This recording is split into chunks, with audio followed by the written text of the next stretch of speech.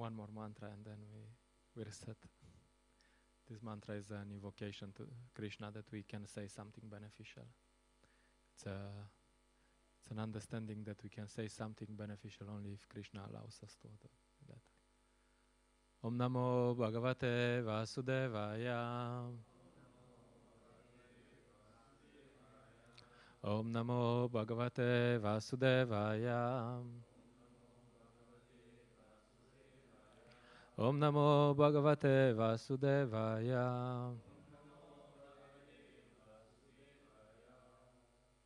Hare Krishna.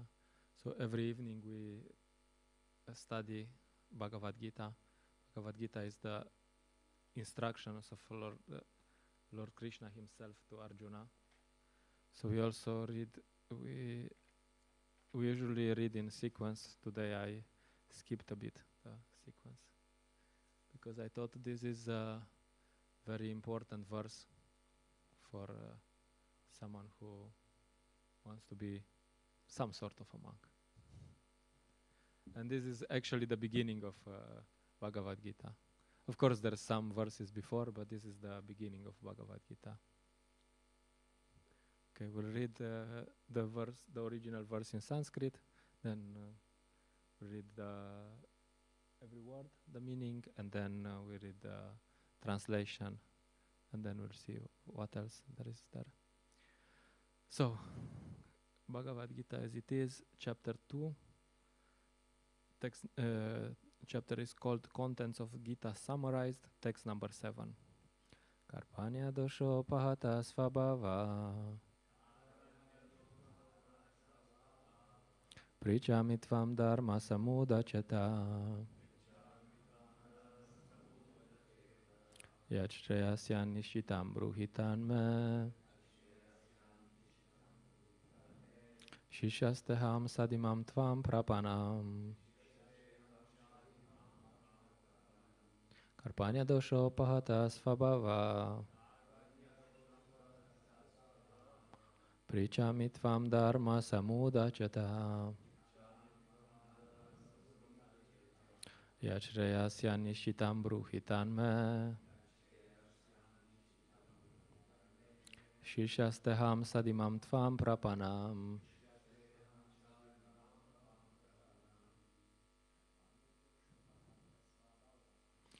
Doshanulupata svabhava Pričami tva dharma samudachata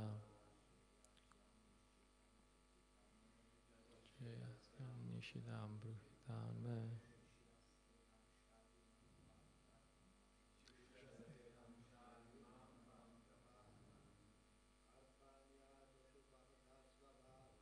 Karpanya dosho pata svabhava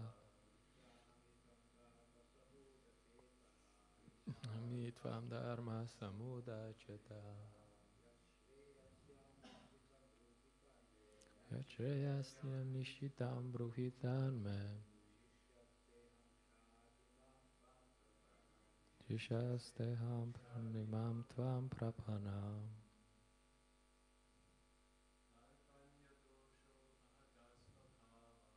Karpanya dosho pata svabhava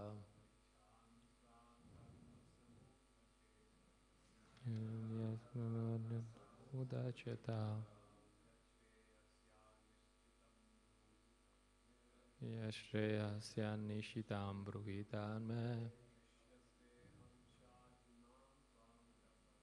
Shishasteham shadimam tvam prapanam. Okay. We read the synonyms. What does each word mean? Karpanyam, of miserliness. Dosha, by the weakness. Upahata, being afflicted. Svabhava, characteristic. Pričami, I am asking. Tvam, unto you. Dharma, religion. Samuda, bewildered. Chetaha, in heart. Yat, what? Shreya, all good. Syat, maybe. Nishchitam, confidently. Bruhi, tell. Tat, that. Me, unto me. Shisha, disciple. Te, your. Aham, I am. Shadi, just instruct. Mam, me. Tvam, unto you. Prapanam, surrendered. Translation. Now I am confused about my duty and have lost all composure because of miserly weakness. In this condition, I am asking you to tell me for certain what is best for me. Now I am your disciple and the soul surrender unto you. Please instruct me. Bhagavad Gita is very complex. And to understand this, we also have spiritual masters who explain it further. So we usually don't study just Bhagavad Gita. We study Bhagavad Gita with the commentaries of someone who understood the Bhagavad Gita. And he can present it for our understanding. So it's even better. So we'll also read Srila Prabhupada's purport. By nature's own way, the complete system of material activities is a source of perplexity for everyone. In every step, there is perplexity, and therefore it behooves one to approach a bona fide spiritual master who can give one proper guidance for executing the purpose of life. All Vedic literatures advise us to approach a bona fide spiritual master, to get free from the perplexities of life, which happen without our desire. They are like a forest fire that somehow blazes without being set by anyone. Similarly, the world situation is such that perplexities of life automatically appear without our wanting such confusion. No one wants fire, and yet it takes place, and we become perplexed. The Vedic wisdom therefore advises that in order to solve the perplexities of life and to understand the science of the solution, one must approach a spiritual master who is in the disciplic succession. A person with a bona fide spiritual master is supposed to know everything. One should not, therefore, remain in material perplexities, but should approach a spiritual master. This is the purport of this verse. Who is the man in material perplexities? It is he who does not understand the problems of life. In the Brihad Aranyaka Upanishad, the perplexed man is described as follows.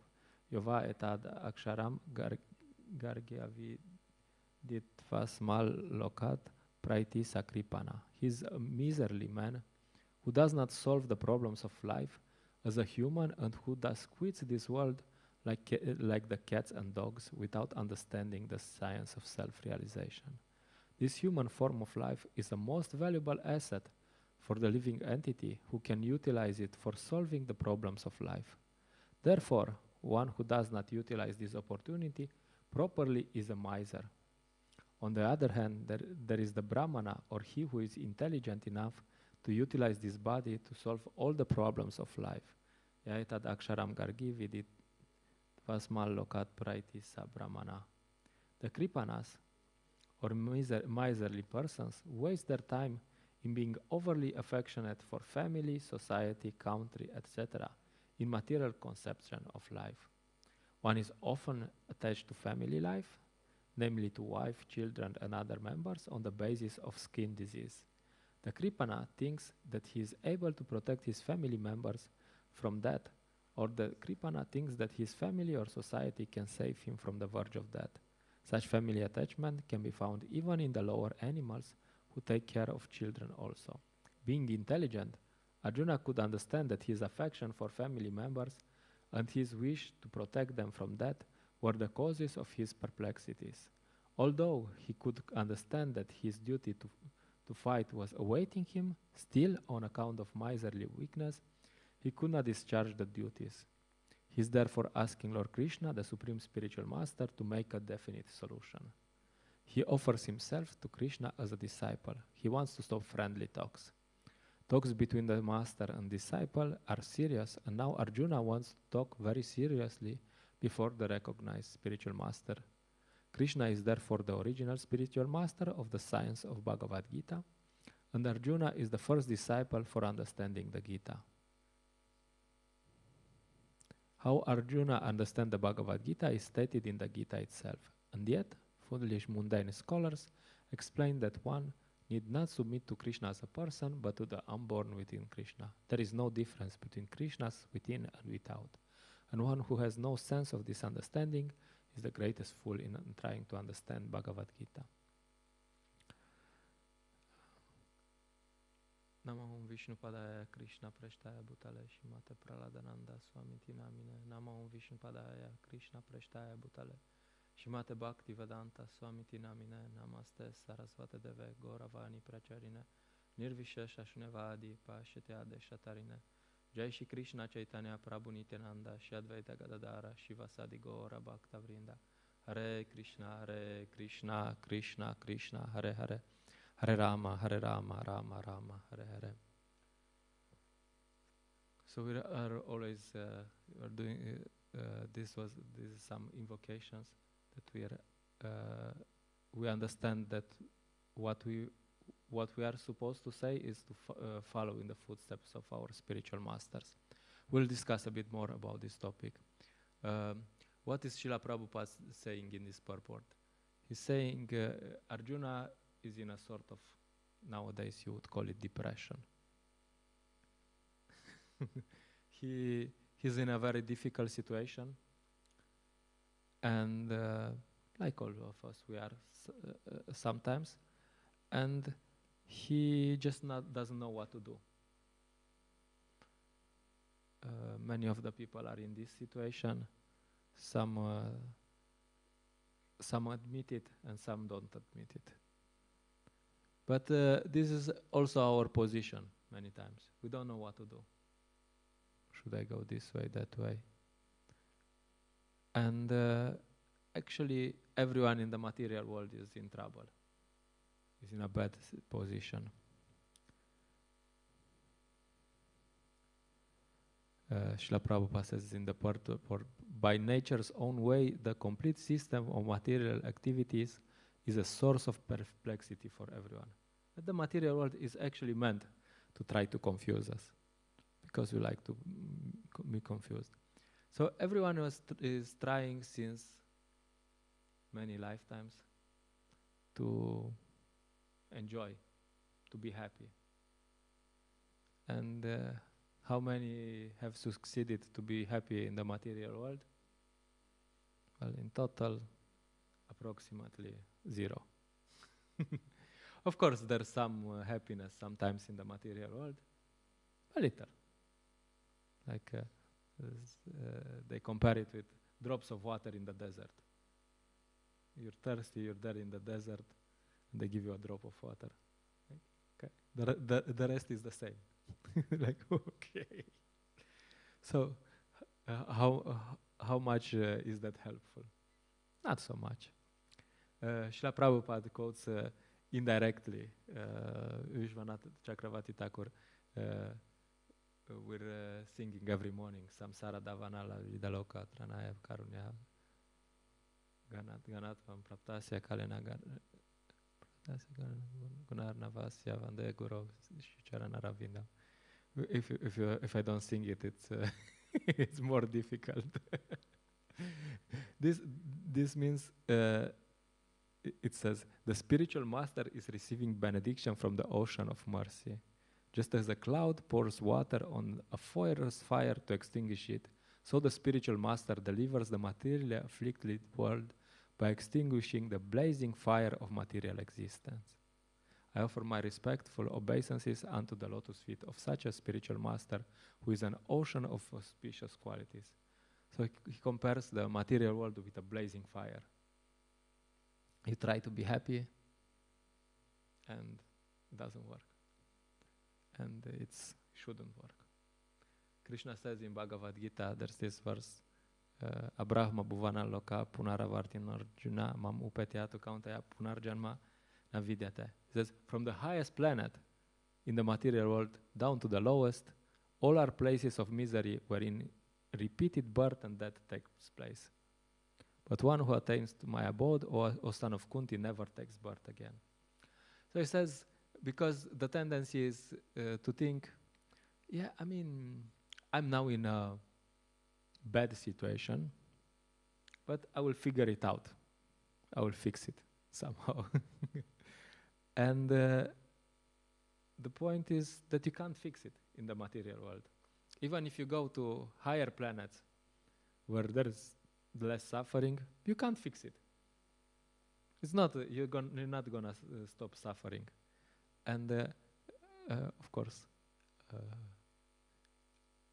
I'll have to take some limited time for this depressing part. But it's important, you know, it's important to understand it's important to understand this situation. That this material world is actually a place of suffering. And if you're suffering, then this means the Bhagavad Gita is right. If you have some problems in your life, then Bhagavad Gita is right.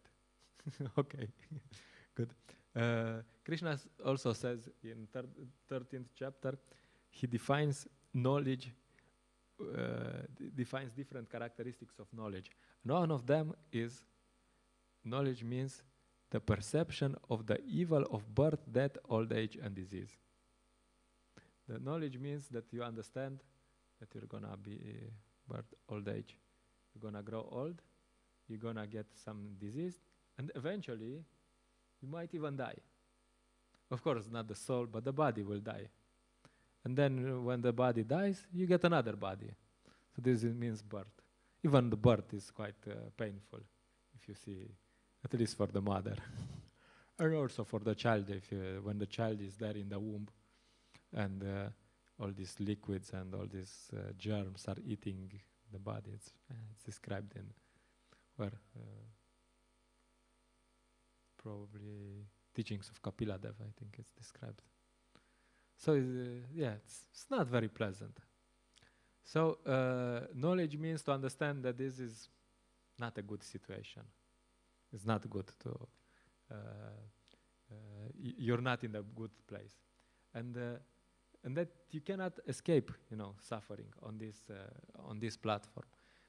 Buddha says they have in Buddhism they have these 4 noble truths, and first of them is that Buddha says there is suffering. So he says the same thing. You're here in the material world, you're gonna suffer. No way. And of course, there's other philosophers, modern philosophers, like. They get this suffering a bit to the extreme. There is one French philosopher, he says, there is but one true philosophical problem, and that is suicide. Yeah, of course, that's not, we're not recommending this. This is not the solution to end suffering. But he understands, okay, there is so much suffering, and you cannot avoid the suffering, that only solution might be suicide. It's not, because you'll get another body and you'll suffer more. But so that's the position. That's the understanding. We have to, because if you have hope that you'll somehow fix it. Oh yeah, I remember. I met this devotee. We were chatting a bit yesterday. He was telling me that he had this job, and he had to go to his office, and it was boring, and they were very slow, and he was there, and then he changed his job, and he tried to, he found this other job, and now he can work from home. And he told me that, yeah, now I work from home, but this job from home, because if you have a home job, you would hope that you don't work too much, and then you spend the rest of the time at home with other things like chanting and reading and this. And And now he has to work. And now he's at home, but he has to work a lot. And not only that, but recently they found out that they have something which is very important for the company. They have some processes, and then someone has to monitor them. And sometimes he has to stay up until midnight to monitor these processes, So this, So the point made here is that he was trying to, he had this situation, and he said, this situation doesn't work. So I will try this other situation. And then this other situation, material energy always presents this other situation as being better. Okay, now in this situation it's bad, but you change it, and this, you do like this, and now it's gonna be good. And then, okay, maybe sometimes there's a honeymoon with a new situation. You're just there, and then you see, oh, it's still bad, just different.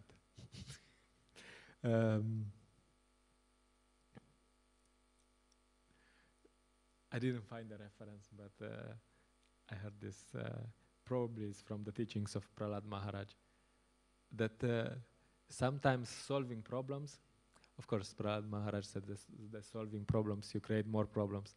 But solving problems is compared with, you have a big weight, You have a big weight you have to carry, and you put it on a shoulder. And on this shoulder, you keep it there for some time, and it's heavy, and the shoulder starts hurting, And then you decide, okay, we'll move it to the other shoulder. So put it on the other shoulder, instantly you feel, now it's good. And then the other shoulder starts to hurt. And then you're like, okay, let's fix it. Then you keep it in your arms, like you hold it in your arms, And then you're like, shoulder good, and the arms. And after some time, the arms start to hurt. And then you put it on your head. And then that's compared to the way of trying to find good position in the material world. You just decide which part of the body will hurt. You don't actually find a solution. You just choose, okay, you want this suffering or that suffering? Which one shall I do? Well, I want it to be good. No, we don't have that option. We do have, but not in material consciousness. So that's our position. So we should accept that this is our position, and in this state, that you understand, okay, I'm in trouble. What to do? So that's the moment where you can approach a spiritual master. Because otherwise, you can go to the spiritual master and, if you know everything, what will you learn? And if you're good, so many times I go on the streets and try to distribute books to people and try to stop them and say, and many people say, I'm good. Yeah,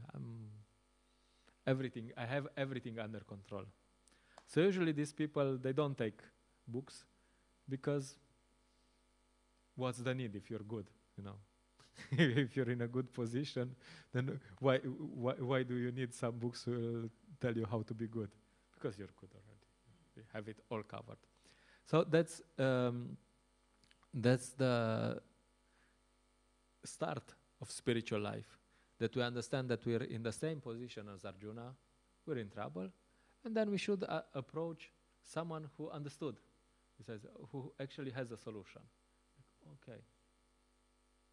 You have a solution. And Krishna, this is in second chapter, this is Arjuna already got the solution. Because Arjuna is eternal devotee of Krishna, so he's just in this position.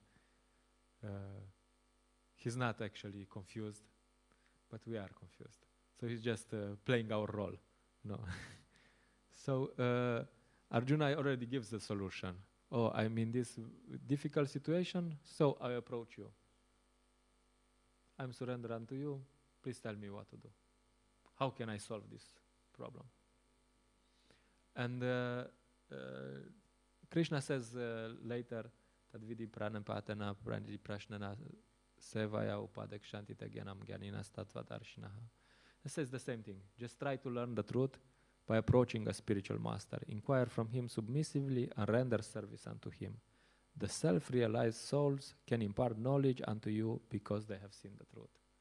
So Krishna says the same thing. You want to find this knowledge, you have to approach a spiritual master, which Arjuna already did. So Arjuna is got it right. So the point, and there's he gives Srila Prabhupada in his commentary explains that there's a combination. How do you approach a spiritual master? Submission, service, and inquiry. Submission means that you actually accept that you don't know what to do, and you ask him what to do. And service means, let's go to inquiries. Inquiries means that you will ask questions. You will try to understand. That's why we have these Bhagavad Gita classes. That's why we have so many books, and that's why we distribute so many books. We try to understand. Okay, what exactly should I do? And service means that you're also gonna do something about it. You know, sometimes people ask, just to give this example, there was this person. He came to Srila Prabhupada and asked, "What about Buddhism?" And Srila Prabhupada instantly looked at him and was like, "Do you practice Buddhism?" He said, No, I was just, asking, just have some questions. He says, and Srila Prabhupada says, "Don't just talk, just do something, practice Buddhism." Practice something, do something. It's not just you inquire and you ask questions and you ask questions and never ending, questions and questions. Oh, but this point of the philosophy, exactly, is it black or is it white? Yeah, that's good, but at some point you get this information and you also do something about it. So this is the proper combination. And then you have to see, because you have to approach a spiritual master, and the question is, who is a spiritual master? Where do I find one? I can go to Hare Krishna. I can go in Vrindavan, in Loi Bazaar, and then I find a spiritual master. This is the big bazaar in India, in the holy city of Vrindavan. So that was just a joke. No, you have to know who is a spiritual master. So Krishna says in the beginning of fourth chapter, he explains a very simple mechanism. He says that there is such a thing as disciplic succession. For example, Krishna spoke this Bhagavad Gita also to Arjuna, but he spoke also to others, the same Bhagavad Gita, or other people were also there or noting. And the other people, they distribute to others. And then the whole point is that everyone in this chain, they understand the Bhagavad Gita, they realize it, and they transmit it to others without modifying. So that's the most important, because actually a spiritual master is someone who understood Krishna who is the Supreme Person, and he understood Krishna's instructions, and he's just repeating Krishna's instructions. So a spiritual master is someone who is giving the same message as Krishna. Krishna says something in Bhagavad Gita, and then Srila Prabhupada in his commentary and in his other books, he says the same thing as Krishna. Of course, sometimes you say the same thing with other words and with other examples. For example, sometimes Krishna will, or Vedic literatures will use chariots, and Srila Prabhupada gives some examples with cars, because nowadays we have cars, and in Vedic times they had chariots. But it's the same thing. So the point is, the same message is given by the spiritual master for our understanding. And the spiritual master's duty is to not change it, not adapt it, not make it different. So anyone who is just repeating the message of Krishna is a spiritual master. And that's also a very somehow complicated topic, because we have this idea of initiating spiritual master, but there's different types of spiritual masters. There's the spiritual master who is giving initiation. Okay, and we will talk about what's initiation at the other time. But there's also other spiritual masters who give instructions, and this doesn't have to be someone who is a pure devotee or something. It can be someone who is more advanced than we are. As long as he's following Shri Guru Parampara, he's a spiritual master. That's a very important topic, because it's not that we should have this attitude of submission, service, and inquiry towards the spiritual masters who are somewhere. We don't see them. They're somewhere in India, so they will not tell us what to do. But we have to have this attitude of submission, service, and inquiry to other devotees who can teach us something about Krishna consciousness, who are a bit more advanced than we are. It doesn't have to be pure devotee, and only Srila Prabhupada, if he comes, he can tell me something.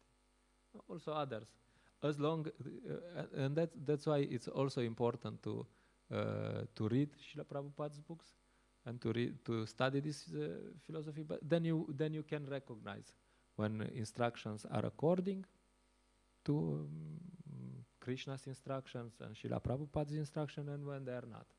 So you can recognize who's a spiritual master in that moment and who's not. No. So so that's okay. I'll just okay. So, and what is actually Krishna's message? Krishna's message, in very short, is that aside from this material world, there's also a spiritual world, where everything is eternal, where you don't have to put the burden from one shoulder to another, and everyone is happy, and they are happy, and the way to be happy there is to serve.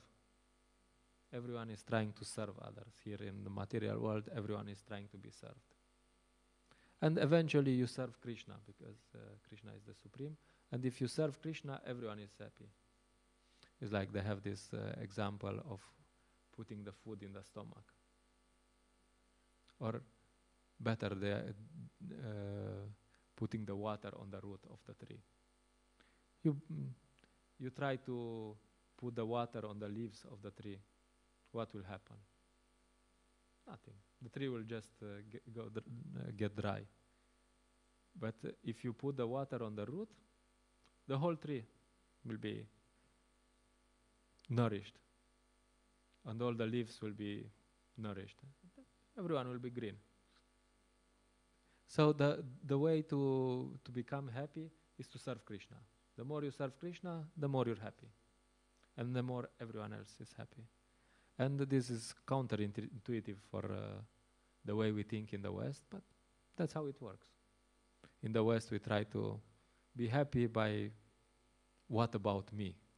Who's gonna take care of myself if I... And spiritual consciousness means, what about Krishna? I will just try to make Krishna happy, and then everything will be provided. And so the point is that we want to get back to the spiritual world, and also we want to reconnect with Krishna, because somehow for a few lifetimes we ignored him. He is trying to get into our lives, and we're like, get lost. Like when we go and distribute books, not everyone stops. Sometimes they're like, get lost. And also we have a very simple process. Lord Chaitanya, who is also Krishna himself, he came and he was teaching us how to apply this Bhagavad Gita. And he gave a very simple process. Just chant Hare Krishna. Hare Nama, Hare Nama, Hare Nama, Eva Kevalam Kalau Nasti, Eva Nasti, Eva Nasti, Eva Gatir Anyata. In this age of quarrel and hypocrisy, the only means for deliverance is the chanting of the holy names of the Lord. There is no other way, there is no other way, there is no other way. When they say in the Vedic literature that there is they repeat something 3 times, it's not that they forgot what they said 1 minute before and like, oh, did I say that? No, it's just to emphasize something.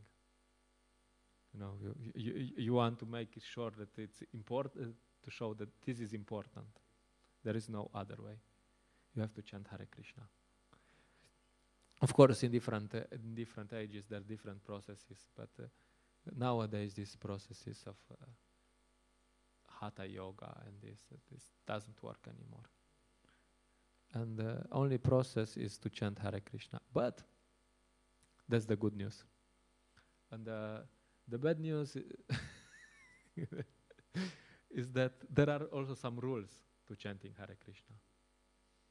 It's not just we chant Hare Krishna and we automatically get to the spiritual world. This Hare Krishna has to be chanting in a certain way. It's a certain mood. That's why I was stressing these points before. There's this verse also spoken by Lord Chaitanya. It says, Bahu Janma Kareya Dishravana Kirtana Tabutana Paya Krishna Pade Premadana. So the purpose of chanting Hare Krishna is to develop love for Krishna. If you develop love for Krishna, then everything is there, because Krishna will reciprocate and everything else is there. And but Lord Chaitanya says that if we are making offenses in the chanting of Hare Krishna, then even if we chant Hare Krishna for many lifetimes, millions or many, he says, you will not get this love for Krishna, because it's somehow contradictory. You're acting in a contradictory way. You know, like you go to someone's house. The devotees, the spiritual masters, those who are representing him, they are very dear to Krishna, to some degree. And if you don't treat them properly, then he will not be very happy. You chanting Hare Krishna, but at the same time, you mistreat his representatives. He will look like, what's wrong with this guy? You know, it's like someone coming to, if you have children, suppose you have children, and someone is coming and he's trying to be very nice to you, and then he kicks your child. Like, wow. Your child comes to play like, get lost, yo. Then what will the father think? You know, like, he'll think. I mean, will he think, oh, he's trying to have a loving relationship? That's so nice. No, he's thinking this man is he's a bit strange. He's a bit stupid. What's wrong? He will not be happy. So there's, of course, there's 10 offenses, and but that's the core of. That's very important. That it's said that our progress in spiritual life is given by how we behave towards senior devotees,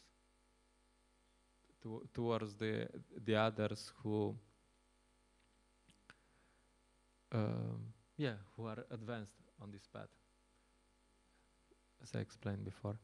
because they are our gurus. They are to some degree our gurus.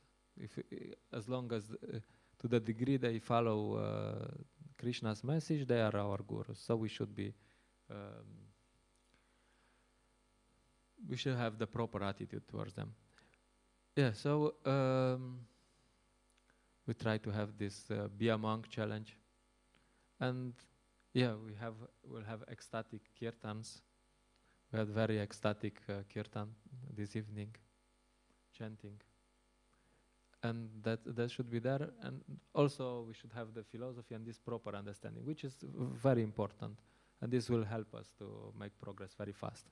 You can see the ones who have this the proper attitude towards other devotees, they will make progress very fast. Because life is autocesta, yeah. They're like an autocesta. And then the others are like we were when the autocesta was blocked. When we came from Maribor, the autocesta was there was some accident, I think, and there were some tunnels you cannot go in, and we had to go out of autocesta, and we got to these roads. And they were like, the autocesta is like this, and this road was like, I was like, come on, 20 kilometers of.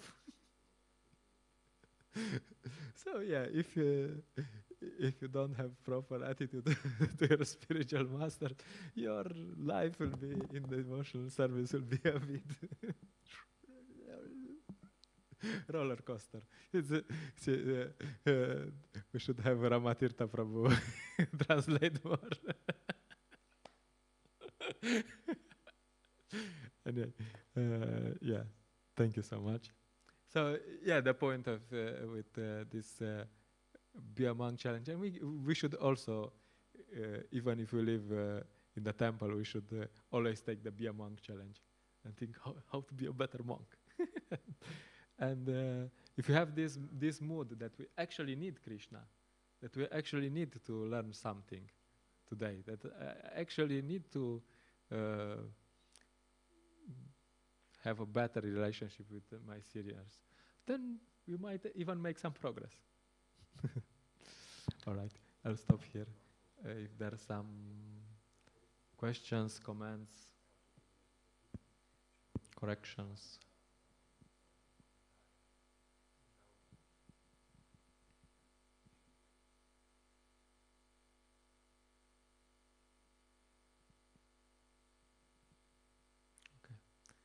Stop here.